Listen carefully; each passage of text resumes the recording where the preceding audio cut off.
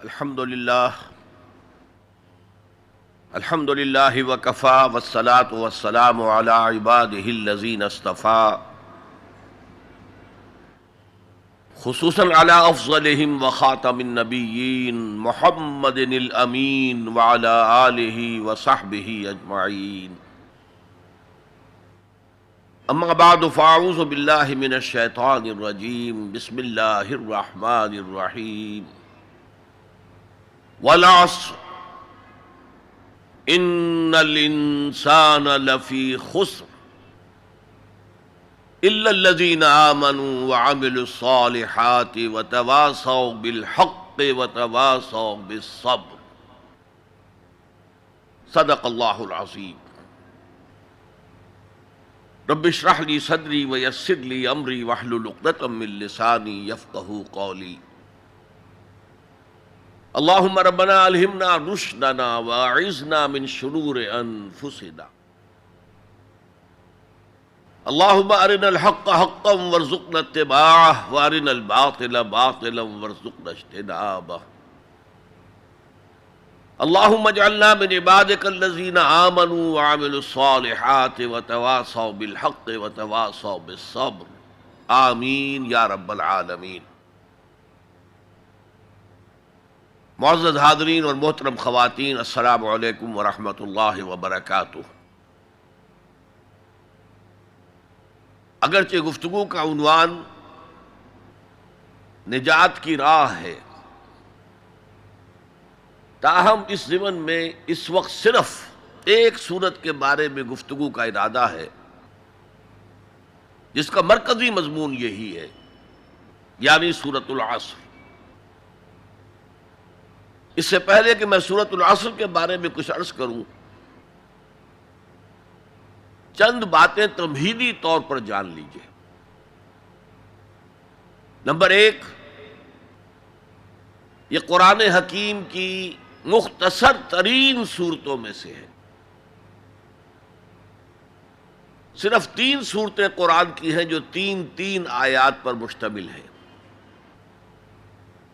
سورۃ العصر، سورۃ الکوثر، سورۃ النصر. 3 سے کم آیات پر کوئی سورت مشتمل نہیں ہے. تو 3 سب سے چھوٹی سورتوں میں سے ایک سورت سورۃ العصر ہے. نمبر 2 یہ کہ یہ قرآن حکیم کی اولین سورتوں میں سے ہے. قرآن کا اسلوب یہ ہے جو سورہ ہود میں بیان ہوا، کتاب احکمت آیاتہ ثم فصلت من لدن حکیم خبیر. یہ ایک ایسی کتاب ہے کہ جس کی آیات پہلے محکم کی گئیں اور پھر ان کی تفصیل بیان کی گئی اس ذات کی طرف سے جو حکیم اور خبیر ہے. ابتدا میں قرآن مجید کی چھوٹی چھوٹی صورتیں، لیکن یہ چھوٹی چھوٹی صورتیں مضامین کے اعتبار سے، حکمت کے اعتبار سے، ہدایت کے اعتبار سے اس محاورے کے مانند ہے کہ دریا کو یا سمندر کو کوزے میں بند کر دیا جائے. تیسری بات یہ کہ یہ قرآن حکیم کی جامع ترین صورت ہے. میرے انداز بیان کو پہچانیے. پہلے میں نے کہا یہ قرآن مجید کی مختصر ترین صورتوں میں سے ایک ہے.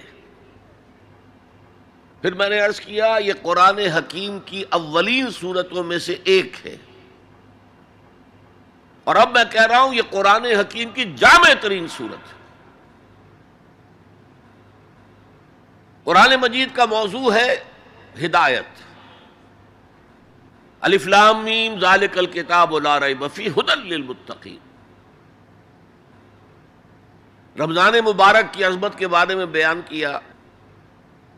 شہر رمضان الذی انزل فیہ القرآن ھدی للناس وبینات من الھدی والفرقان.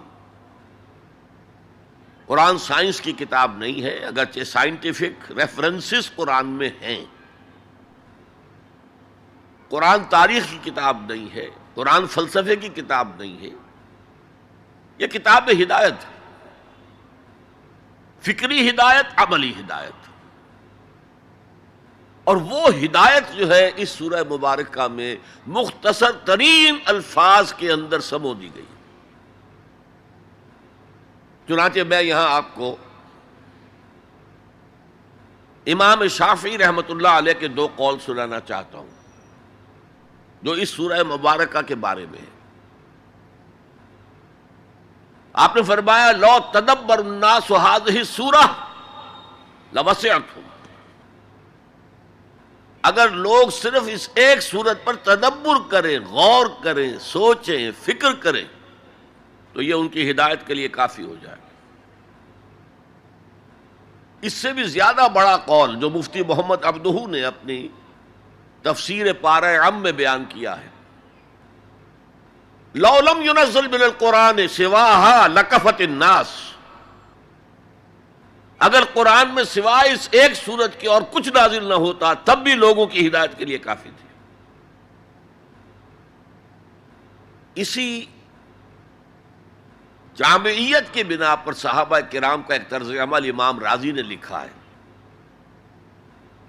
کان الرجلان من اصحاب النبی صلی اللہ علیہ وسلم اذا التقیا لم يتفرقا حتى يقرأ احدهما على الاخر سورة العصر ثم يسلم احدهما على الاخر. نبی اکرم صلی اللہ علیہ وسلم کے صحابہ کا معمول تھا کہ جب وہ باہم ملاقات کرتے تھے تو اس وقت تک علیحدہ نہیں ہوتے تھے جب تک ایک دوسرے کو سورۃ العصر نہ سنا لیں. اس کے بعد وہ پھر سلام کرتے تھے اور اپنے اپنے راستے پر چلے جاتے تھے. یعنی تذکیر کے لیے، یاد دہانی کے لیے، ہدایت کے جملہ مراحل کو واضح کرنے کے لیے ایک ایک لفظ میں یہ سورہ مبارکہ جو ہے واقعتاً اسی کی مثال ہے کہ سمندر کو کوزے میں بند کر دیا گیا. ایک اعتبار سے یوں بھی کہا جا سکتا ہے کہ یہ قرآن حکیم کے مضامین کا انڈیکس ہے. قرآن میں کچھ تاریخی واقعات بیان ہوئے ہیں، کچھ ازل کی باتیں بتائی گئیں، آدم کی تخلیق کا مرحلہ بتایا گیا، آدم و ابلیس کا قصہ بیان کیا گیا، پھر بہت سے انبیاء کے حالات بیان کیے گئے، پھر ہمیں آخرت کی خبریں دی گئیں. ان سب کی طرف اشارہ ہو گیا والعصر، زمانہ گواہ ہے. ان الانسان لفی خسر الا الذین آمنوا. اب یہ ایک بہت بڑا عنوان ہے قرآن کے مضامین کا، بہت جامع عنوان. آمنوا، کن کن چیزوں پر ایمان، کس انداز میں ایمان، یہ تشریح قرآن میں ملے گی آپ کو مکی صورتوں کے اندر. وعملوا الصالحات، تیسرا مضمون کیا ہے؟ اچھے اعمال، صالح اعمال. اسی کی تفسیر تو ہے، اخلاقی تعلیمات ہے، بیسک ہیومن مورالٹی کا تذکرہ ہے، پھر شریعت کے احکام ہیں، یہ کرو یہ نہ کرو. یہ سب کیا ہے؟ عمل صالح کی تفسیر ہے. وتواصوا بالحق، یہ کیا ہے؟ یہ مختلف عنوانات سے قرآن مجید میں مضمون آیا. کہیں اس کو کہا گیا امر بالمعروف نہی عن المنکر، کہیں سے کہا گیا ادعو الی سبیل ربک، اور اس کے اوپر مفصل مضامین ہے. اور وتواصوا بالصبر، مدنی صورتوں میں جبکہ جنگیں ہو رہی تھیں تو صبر کی جو تلقین آئی ہے، جس طرح سے آئی ہے وہ آپ کے علم میں ہے. تو یہی تو مضامین ہے نا قرآن کے. تو گویا کہ سورۃ العصر جو ہے مضامین قرآن کا ایک جامع انڈیکس ہے. چوتھی بات یہ نوٹ کر لیجئے کہ یہ کلام انتہائی مؤکد ہے، نہایت تاکیدی ہے. پہلے تو اللہ قسم کھا رہا ہے.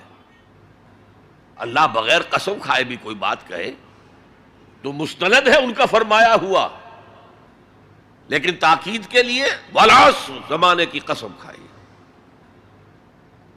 ان الانسان لفی خسر، ان تاکید کے لیے، لفی لام پھر تاکید کے لیے. خسرن تفخیم کے لیے، معمولی خسارہ نہیں، 1000 2000 لاکھ 2 لاکھ کروڑ 2 کروڑ کا خسارہ نہیں، بہت بڑا خسارہ، تاکید کی انتہا ہے۔ یہ 4 باتیں نوٹ کرنے کے بعد اب ذرا اس کا ترجمہ اور اس کا انالیسس دیکھیے۔ آیتیں 3 ہیں، والعصر زمانے کی قسم ہے، یہ کلام مفید نہیں بنتا، اس سے کوئی معنی سمجھ میں نہیں آتے جب تک یہ معلوم نہ ہو کہ کس بات پر قسم کھائی جا رہی ہے۔ لہذا بات بنے گی والعصر ان الانسان لفی خسر، اب یہ کلام مفید ہے، اس کے معنی سمجھ میں آ گئے۔ اسی طرح تیسری آیت کے کوئی معنی نہیں بنتے جب تک کہ دوسری آیت کے ساتھ نہ جڑے، الا الذین آمنوا وعملوا الصالحات وتواصوا بالحق وتواصوا بالصبر، سوائے ان کے جو ایمان لائے اور جنہوں نے نیک عمل کیے، جنہوں نے حق کی وصیت کی اور جنہوں نے صبر کی وقت تاکید کی۔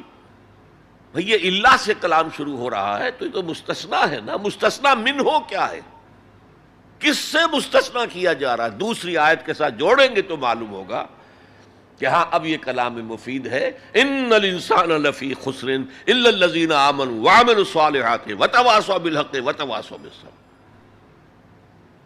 اس سے کیا بات سامنے آئی؟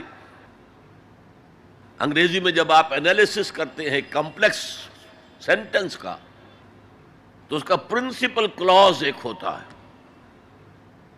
پرنسپل کلوز کیا ہے؟ ان الانسان لفی خسر، یہ اپنی جگہ ایک مکمل جملہ ہے، مکمل مفہوم کا حامل ہے۔ اگرچہ پہلی آیت بھی اسی کے ساتھ جڑ جائے گی، تیسری بھی جڑ جائے گی، اور یہ تینوں مل کر بھی ایک جملہ بنتے ہیں۔ زمانے کی قسم ہے، تمام انسان بڑے شدید گھاٹے میں ہیں سوائے ان کے جو ایمان لائے اور جنہوں نے نیک عمل کیے اور جنہوں نے حق کی وصیت کی اور جنہوں نے صبر کی وصیت کی۔ اب ذرا اس جملے کو اپنے ذہن اور شعور کی سطح پر لکھ لیجئے یا لوح قلب پر کندہ کر لیجئے۔ زمانے کی قسم ہے، تمام انسان خسارے میں ہیں، گھاٹے میں ہیں، سوائے ان کے جو ایمان لائے اور جنہوں نے نیک عمل کیے اور جنہوں نے ایک دوسرے کو حق کی وصیت کی اور جنہوں نے صبر کی وصیت کی۔ اس جملے کو بار بار پڑھیے، بار بار پڑھیے، بار بار پڑھیے اور پھر کچھ نتیجے نکالیے۔ اس جملے میں کامیابی اور ناکامی کا ایک معیار ہمارے سامنے آ رہا ہے، جو ہمارے عام طور پر ذہنوں میں معیارات قائم ہیں کامیابی کے، ان سے بالکل مختلف ہے۔ ہم کسے کامیابی سمجھتے ہیں؟ جو زیادہ دولت مند ہے زیادہ کامیاب ہے، جس کی جائیداد زیادہ ہے زیادہ کامیاب ہے، جس کی تجارت بہت پھیلی ہوئی ہے زیادہ کامیاب ہے، جس کے پاس عہدہ بہت بڑا ہے زیادہ کامیاب ہے۔ یہی ہمارے کامیابی کے تصورات ہیں۔ ان تمام تصورات کی نفی ہے۔ کامیابی ان چیزوں سے متعلق ہے ہی نہیں۔ کامیابی تو ان 4 چیزوں سے متعلق ہے: ایمان، عمل صالح، تواصی بالحق، تواصی بالصبر۔ یہ ہیں تو کامیابی ہے، یہ نہیں ہے تو کوئی کامیابی نہیں۔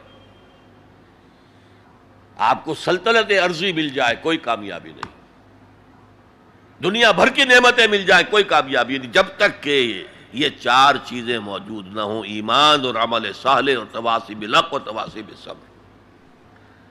اور اگر یہ 4 چیزیں حاصل ہوں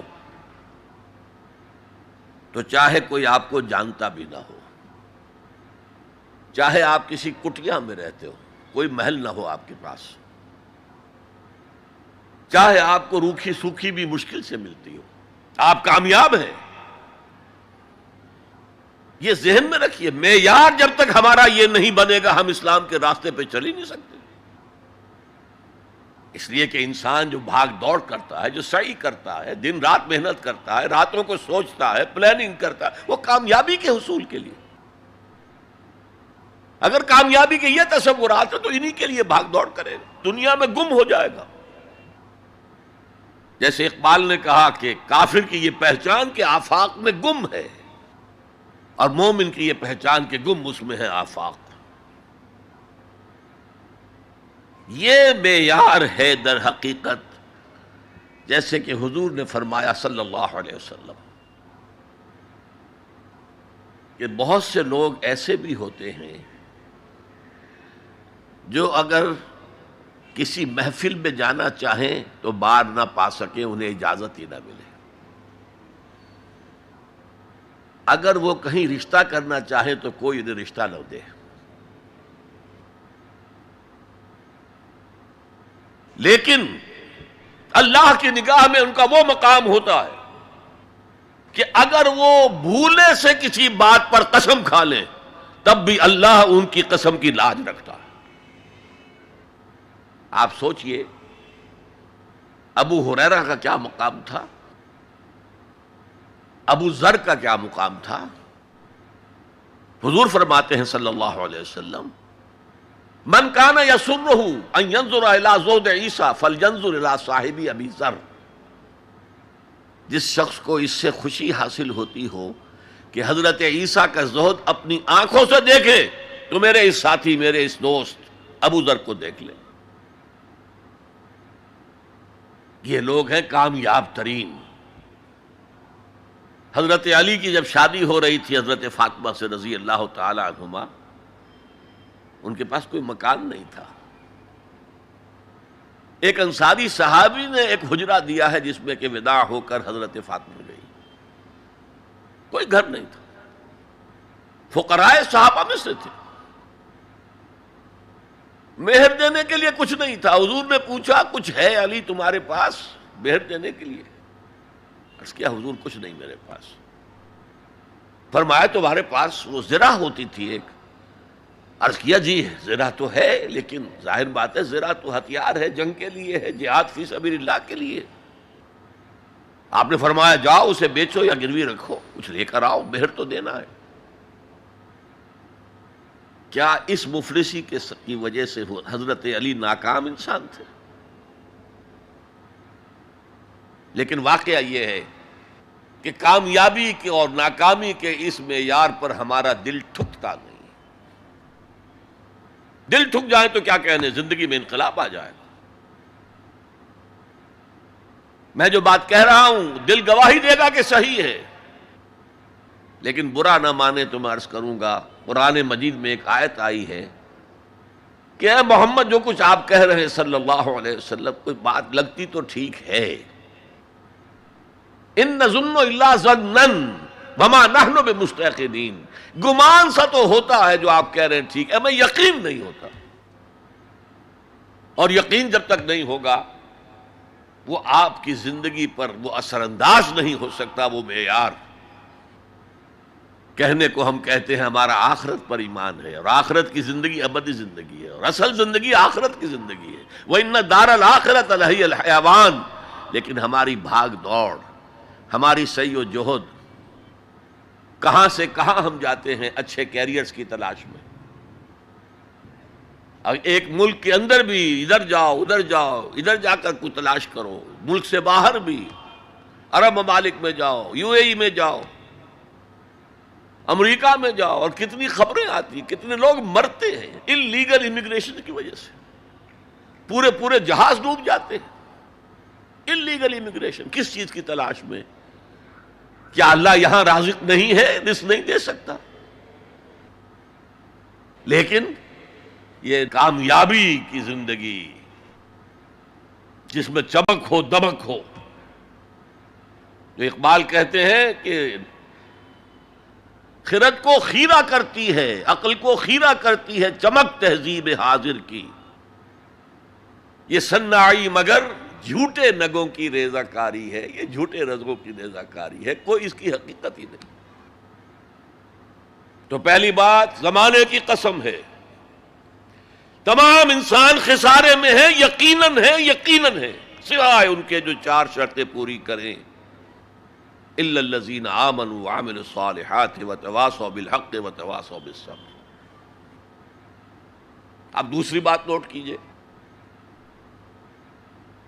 یہ نجات کے منیمم تقاضے ہیں. اگرچہ میں یہاں نجات کا لفظ استعمال کر رہا ہوں، اول وہلے میں نجات پا جانا، قیامت کے دن ہی ہمارا اللہ تعالیٰ جو ہے ہمیں حکم دے جاؤ داخل ہو جاؤ جنت میں، ادخلوها خالدین. وہ جو تصور ہے کہ اگر کسی کے دل میں ایمان ہے اور گناہوں کا پلڑا بھاری ہے نیکیوں کے پلڑے سے، تو وہ اپنی گناہوں کے بقدر سزا پا کر جہنم سے نکال کر جنت میں داخل کر دیا جائے گا. وہ میرا اس وقت موضوع نہیں ہے. اول وہلے میں نجات، میدان حشر میں نجات، وہ نجات جو ہے اس کے یہ منیمم لوازم ہے. کیوں؟ اگر کہا جاتا یقیناً ان لوگوں کے مراتب بہت عمدہ ہیں، بہت اونچے ہیں، بہت اعلیٰ ہیں، عرفہ ہیں، جو یہ 4 شرطیں پوری کرے، تو اس کا مطلب کیا تھا کہ اس سے کم میں بھی گزارا ہو سکتا ہے. زیادہ اونچا رتبہ نہ صحیح، زیادہ اونچی جنت نہ صحیح، چھوٹی جنت ہی ہو جائے گی، لہذا اس سے کم پر بھی گزارا ہو سکتا ہے. لیکن یہاں کیا ہے؟ والعصر ان الانسان لفی خسر الا الذین آمنوا وعملوا الصالحات وتواصوا بالحق وتواصوا بالصبر. یہ تو منیمم تقاضا ہے، کم سے کم تقاضا ہے، لازمی تقاضا ہے. اس کے بغیر وہ فوری نجات ممکن نہیں.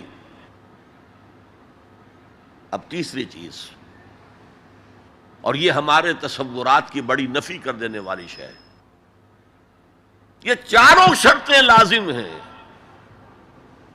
ہم سمجھ بیٹھے صرف ایمان سے نجات ہو جائے گی. اس سے بھی آگے ایمان ہو نہ ہو، ہم مسلمان ہیں، محمد کے امتی ہیں صلی اللہ علیہ وسلم، نجات تو ہو ہی جانی ہے. یہی تصورات ہیں کہ جنہوں نے ہمیں بے عمل کر دیا.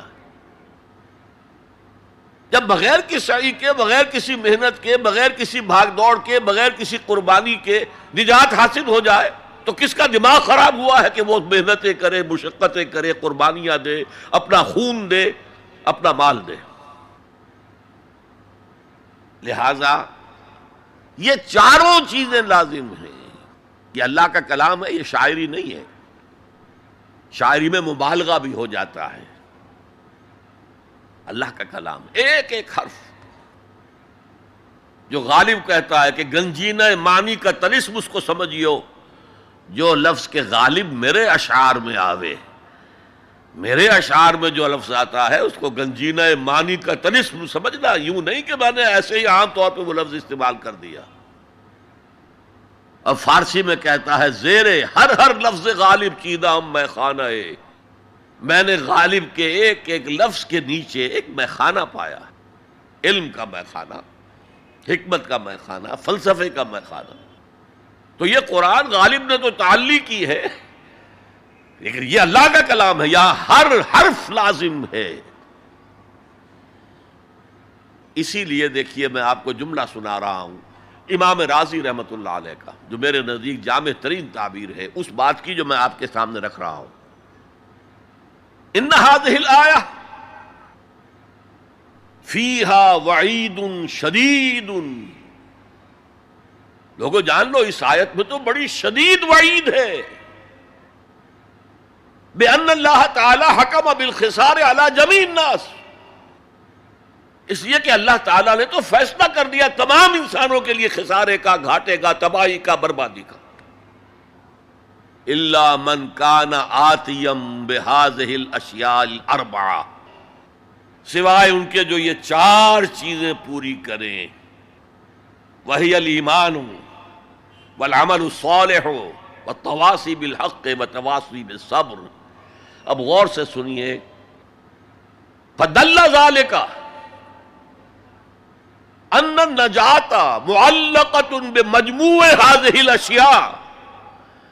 اس سے اس بات پر دلیل بنی ہے، رہنمائی ہوئی ہے کہ نجات کا تعلق ہے، نجات معلق ہے، نجات مشروط ہے ان 4 چیزوں کے جمع ہو جانے سے. یہ نہیں کہ ایک چیز سے ہی آپ کو نجات حاصل ہو جائے. تو یہ کامیابی اور ناکامی کا ایک معیار. اور پھر یہ کہ اس معیار میں چاروں چیزیں لازم. اگرچہ ایک بات ہوگی، ہو سکتا ہے پہلی چیز میں انسان بہت اونچا ہو، دوسری میں اتنا اونچا نہ ہو، تیسری میں پھر اونچا ہو، چوتھی میں اتنا اونچا، یہ تو ہو جائے گا. لیکن بنیادی طور پر یہ چاروں شرطیں پوری ہوں گی تو نجات ملے گی، ورنہ نہیں. اس سورہ مبارکہ کے بارے میں یہ بنیادی باتیں آپ کے سامنے عرض کر کے اب میں آپ سے یہ بات کہنا چاہتا ہوں کہ قرآن کے سمجھنے کے دو درجے ہیں. ایک تذکر بالقرآن، قرآن سے سبق حاصل کر لینا. ایک تدبر قرآن، قرآن پر غور و خوض، گہرائی میں اترنا. قرآن میں ہو غوطہ زن اے مرد مسلمان، غوطہ لگاؤ گے تو تہ سے موتی نکال کر لاؤ گے نا. اب تذکر بالقرآن تو میں نے آپ کے سامنے تذکر بسورۃ العصر، یہ تو مکمل ہو گئی، سبق تو حاصل ہو گیا.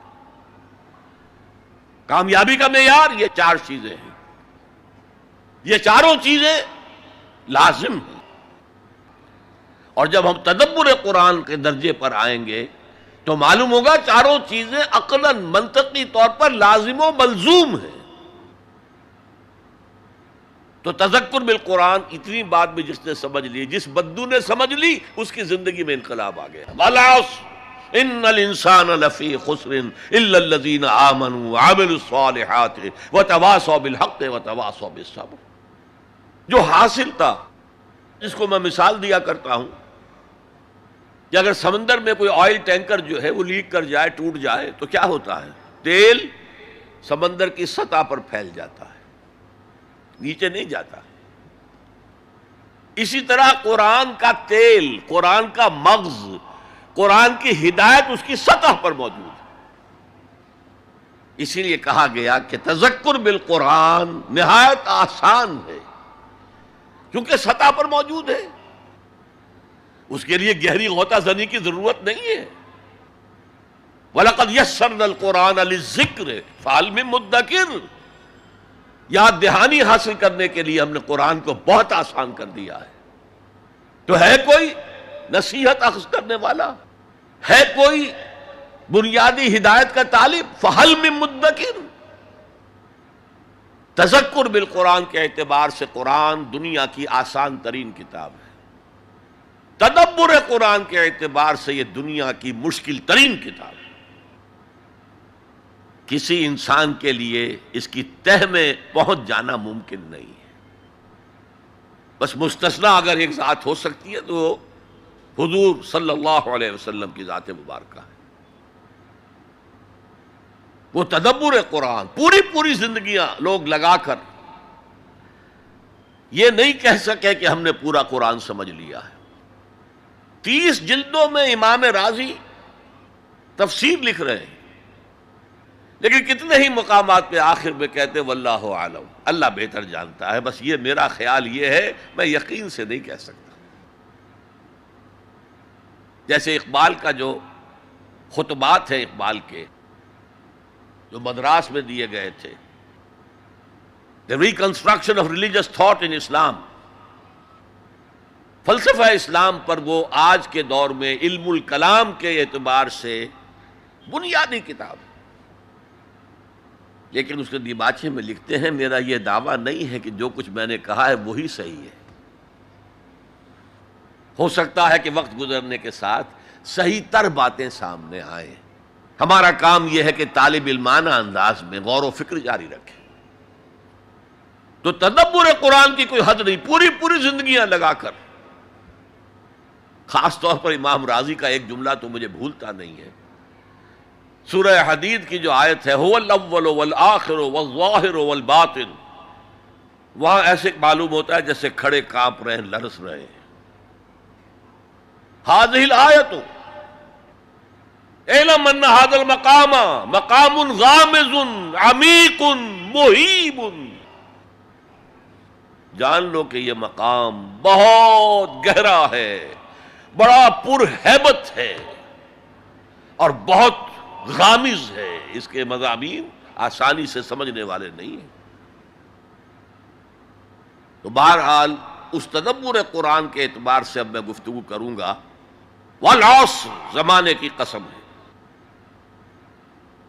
پہلی بات یہ نوٹ کیجئے کہ قسم جو قرآن مجید میں کھائی گئی ہے یا کھائی گئی ہیں قسمیں، ان سے مراد کیا ہوتا ہے؟ ہم اگر قسم کھاتے ہیں اپنی کسی بات پر، اللہ کی قسم ہے، تو گویا کہ اللہ کو گواہ کے طور پر پیش کرتے ہیں کہ اللہ جانتا ہے، اللہ گواہ ہے، جو میں کہہ رہا ہوں سچ ہے۔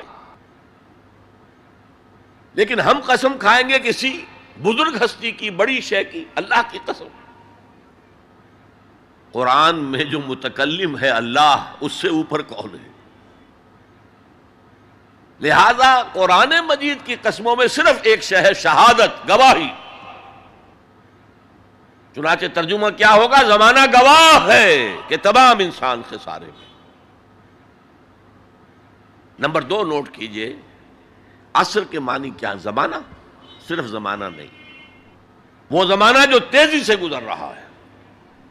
یہ 2 الفاظ استعمال ہوتے ہیں، ویسے تو عربی میں وقت کا لفظ بھی ہے، لیکن قرآن میں وہ لفظ آیا نہیں۔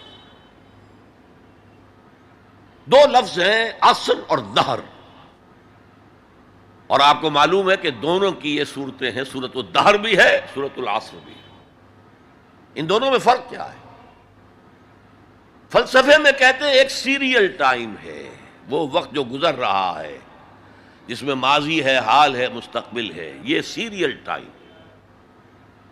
اور ایک دہر، یہ زمانہ، اس کی وسعت، یوں سمجھیے جدید اصطلاح میں time and space complex, time and space complex کو ظاہر کرتا ہے لفظ دہر۔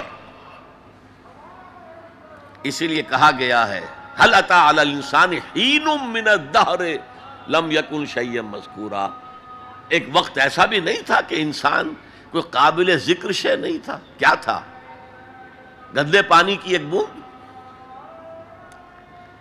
تو یہاں عصر کی جو قسم کھائی گئی ہے، اس کے مختلف پہلو ہیں جو علماء نے بیان کیے۔ یہ عصر تیزی سے گزر رہا ہے، تیزی سے گزر رہا ہے، تیزی سے گزر رہا ہے۔ غافل تجھے گھڑیال یہ دیتا ہے منادی، گردوں نے گھڑی عمر کی ایک اور گھٹا دی۔ آپ سمجھتے ہیں آج میری عمر 71 برس ہو گئی، جب 72 کے ہو گئے 1 سال اور عمر بڑھ گئی۔ ارے بڑی کہاں گھٹ رہی ہے؟ اگر 80 برس تمہاری عمر کل ہونی ہے تو 1 سال اور گھٹ گیا، اگلے سال 1 اور گھٹ جائے گا۔ تو یہ عمر بڑھ نہیں رہی، گھٹ رہی ہے۔ غافل تجھے گھڑیال یہ دیتا ہے منادی، گردوں نے گھڑی عمر کی ایک اور گھٹا دی۔ امام راضی نے بھی یہ واقعہ نقل کیا ہے کہ والعصر کا مفہوم میری سمجھ میں اس وقت آیا جب کہ میں نے بازار میں ایک برف فروش کو چیختے اور چلاتے ہوئے پایا، لوگوں جلدی جلدی میرا برف خرید لو ورنہ میں تباہ ہو جاؤں گا، اس لیے کہ وہ تو پانی بن جائے گا، پھر کیا قیمت اس کی ہوگی۔ اسی طرح یہ عمر جو ہے اس برف کی طرح پگھل رہی ہے، جا رہی ہے، لہذا یہ چونکانے کا انداز ہے۔ جیسے آپ کہتے ہیں زمانے کو تھام لو، زمانہ جو ہے اس کی قدر و قیمت کو پہچانو۔ والعصر، یہ تیزی سے گزر رہا ہے، یہ برف کی طرح پگھل رہا ہے۔ اس کا ایک اور مفہوم بھی ہے جو شروع میں عرض کر چکا ہوں۔ تاریخ انسانی گواہ ہے، جب انبیاء اور رسول کی دعوت مانی گئی، بہترین نظام قائم ہوا، بہترین معاشرہ قائم ہوا، بہترین سوسائٹی قائم ہوئی۔ اور جب ان کے راستے سے اعراض کیا گیا، تباہی آئی، بربادی آئی، ہلاکت آئی، اللہ کا عذاب آیا۔ والعصر، یہ زمانہ گواہ ہے۔ یاد کر لو قوم نوح کے انجام کو، یاد کر لو قوم ہود کے انجام کو، یاد کر لو قوم صالح کے انجام کو، یاد کر لو قوم لوط کے انجام کو، یاد کر لو قوم مدین کے انجام کو، یاد کر لو آل فرعون کے انجام کو۔ والعصر ان الانسان لفی خسر الا الذین آمنوا وعملوا الصالحات وتواصوا بالحق وتواصوا بالصبر۔ مجھے ایک انگریزی نظم کا بھی ایک سٹینزا یاد آ رہا ہے، ویسے بڑی پیاری نظم ہے پوری کی پوری، سام آف لائف، زندگی کا ترانہ، ترانہ زندگی۔ اس کا جو سٹینزا میں سنانا چاہتا ہوں، art is long and time is fleeting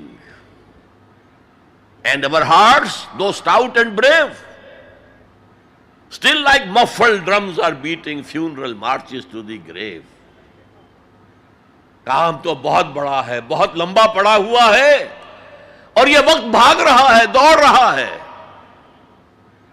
عصر کہتے ہیں تیزی سے دوڑنے والا وقت، اعصار کہتے ہیں آندھی، جھکڑ، تیز ہوا، اعصار۔ عصر کا وقت وہ ہے جبکہ تیزی سے دن ختم ہو رہا ہے۔ Art is long and time is fleeting, and our hearts, though stout and brave، اگرچہ ہمارے دل ابھی بڑے مضبوط ہیں، بڑی بہادری ہے، still like muffled drums are beating funeral marches to the grave۔ یہ آپ کے سمجھ میں آئے گا جب کوئی جنرل، بڑا فوجی افسر جو ہے وہ مرتا تھا، اس کا جنازہ جو ہے کیریئر پر رکھ کر اس کی قبر کی طرف لے کر جاتے تھے، اور ڈرم بجایا جاتا تھا، لیکن ڈرم کے اوپر کپڑا چڑھا دیا جاتا تھا، وہ اس کی شارپ نہیں آتی تھی وائس، بلکہ دبی ہوئی، مفل ڈرمز۔ تو اگرچہ ہمارے دل بہت توانا ہے، فی الحال کوئی بیماری ابھی نہیں آئی ہے، لیکن ہم تو در حقیقت still like muffled drums are beating heart beat کا لفظ، جس طرح کہ وہ ڈرم بجایا جا رہا ہے، بیٹنگ آف دی ڈرم، اسی طرح بیٹنگ آف دی ہارٹ، اس کے ساتھ ہم قدم بقدم اپنے گریو، اپنی قبر کی طرف جا رہے ہیں۔ یہ ہے والعصر، زمانے کی قسم ہے، زمانہ گواہ ہے، ان الانسان لفی خسر۔ میں عرض کر چکا ہوں یہ مرکزی آیت ہے، مرکزی مضمون ہے، اسے آپ کہہ سکتے ہیں انسان کا حزنیہ، ہیومن ٹریجڈی۔ آپ کو معلوم ہے گوتم بدھ کیا بپتا پڑی تھی اس پر کہ شہزادہ تھا کپل وستو کا، محل میں رہتا تھا، جوان بیوی تھی، ایک بچہ بھی، بیٹا وہ بھی تھا، جوان بیوی کو اور بیٹے کو چھوڑ کر جنگلوں میں نکل گیا۔ کیوں؟ اس نے دیکھا دنیا میں دکھ بہت ہے۔ کہیں وہ دیکھا اس نے اندھا ایک آدمی ہے، وہ ٹھوکریں کھا رہا، گر رہا ہے۔ کہیں دیکھا کسی کا بچہ جو ہے عالم نزع میں ہے، کوئی کچھ نہیں کر سکتا، رو رہے ہیں، پیٹ رہے ہیں۔ کہیں دیکھا جنازہ جا رہا، کندھے کے اوپر رکھ کر لے جا رہے ہیں۔ تو اس کے فکر کا مرکزی نقطہ کیا ہے؟ سروم دکھم، یہاں تو دکھ ہی دکھ ہے اور کچھ نہیں ہے۔ اس دکھ سے سیلویشن حاصل کرنے کے لیے وہ نکل گیا۔ اب کیا اسے ملا کیا نہیں ملا اسے چھوڑ دیجئے، لیکن ایک مثال تو ہے، محل کی زندگی چھوڑ کر، جوان بیوی کو چھوڑ کر، ایک چھوٹے بچے کو چھوڑ کر انسان نکلا ہے باہر۔ ان الانسان لفی خسر، دنیا کے اندر یہ تکالیف دیکھ کر اتنا متاثر ہو گیا، تو آخرت کی تکالیف وہ تو بہت بڑی ہے، بہت بڑی ہے، بہت بڑی ہے۔ قرآن مجید کے ہر صفحے کے اوپر جہنم کے کوئی نہ کوئی مناظر دکھا دیے گئے۔ کیا کھانے کو ملے گا؟ زقوم، جو پیٹ میں جائے گا تو کھولے گا جیسے کہ پانی کھول رہا ہو، اور پھر اس پر پیاس لگے گی تو حمیم ملے گا، گرم پانی یا پیپ، اور زخم کا دھون ملے گا۔ حضور کو شب معراج میں جو دکھائے گئے مناظر، عذاب کس کس طور سے انسانوں کو ہوگا۔ وَالْعَصْرِ إِنَّ الْإِنسَانَ لَفِي خُسْرٍ، اور میں عرض کر چکا ہوں خسرن ہے یہاں، الخسر نہیں ہے۔ الخسر ہوتا تو کوئی خاص خسارہ، خسرن یہ قاعدہ ہے عربی زبان میں، تنکیر نکرہ جو آتا ہے تفخیم کے لیے آتا ہے، بہت بڑا خسارہ، بہت بڑا گھاٹا۔ اب جو اس سے استثناء کی 4 شرائط ہیں ان کو سمجھیے. سب سے پہلے ایمان.